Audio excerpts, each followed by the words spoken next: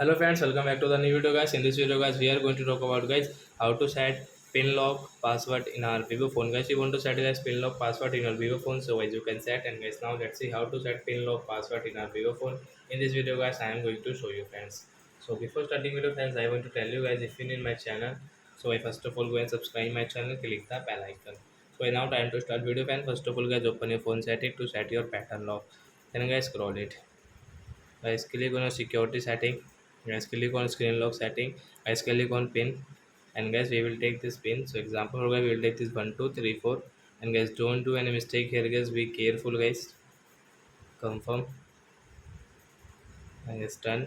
And guys, come back. So as you can see guys, you have this pin lock password in your Vivo phone.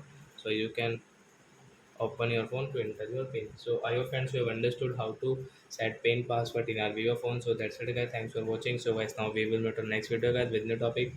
Before going guys, please go and like my video, subscribe my channel. Bye bye friends.